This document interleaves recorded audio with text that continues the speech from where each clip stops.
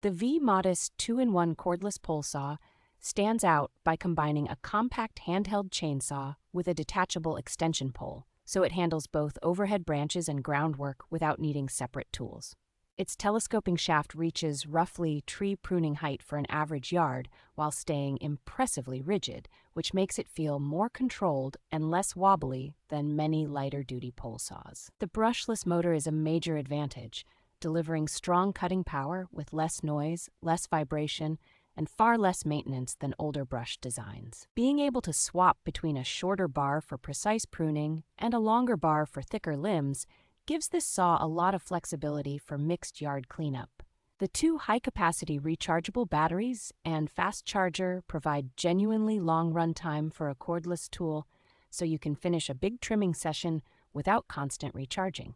Automatic chain oiling, simple tool-free chain tension adjustment, and thoughtful safety touches like dual locks, guards, and a shoulder strap make this pole saw both user-friendly and reassuring to use,